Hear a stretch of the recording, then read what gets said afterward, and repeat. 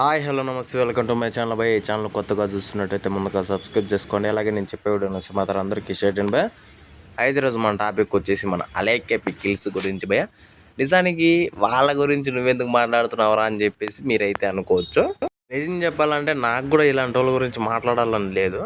Matter ఏంటి అంటే నిన్న ఒకడు వచ్చేసి అంటే వాళ్ళ పికిల్స్ ప్రైజ్ ఎంత అని చెప్పేసి వాట్సాప్లో ఒక ఇది పెట్టమన్నాడు.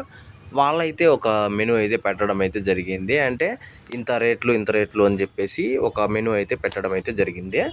దానికి మనోడు ఏం చేశాడు, ఇంత ఎక్స్పెన్సివా అలాగే ఇంత రేట్లా అని చెప్పేసి పెట్టడం అయితే జరిగింది భయ్య. అందులో ఏం తప్పు కనిపించిందో ఏమో నాకైతే అర్థం కాలేదు. కానీ వాళ్ళకు మాత్రం రిప్లై అయితే ఇచ్చారు భయ్య. మైండ్ పోయే రిప్లై అయితే ఇచ్చారు. అది కూడా వాయిస్ మెసేజ్లో. అదేంటంటే మనోడు అంటే నీ పిల్లాన్ని నువ్వు సాగగలుగుతావా, లేకపోతే నీ వల్ల అవుతుందా అంటే ఈ మాత్రం పికిల్సే నువ్వు కొనలేకపోతే నువ్వు ఇంకా నీ పిల్లం ఏదన్నా అడిగితే అసలు నీ పిల్లం ఇంకా గాలికి వెళ్ళిపోతుంది, వేరే వాళ్ళతో వెళ్ళిపోతుంది, అది దీన్ని చెప్పేసి భారీగా అయితే కొంచెం అనడం అయితే జరిగింది భయ్య.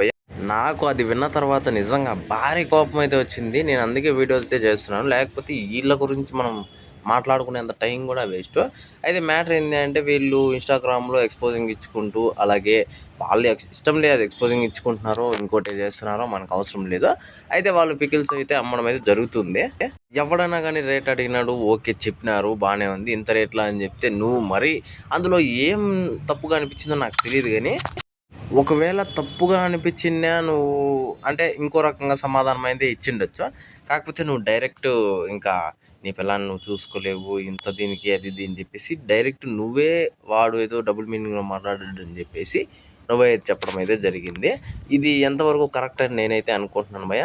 నాకైతే ఖచ్చితంగా వీళ్ళని ఏమిటితో కొట్టినా తప్పు లేదనిపించింది.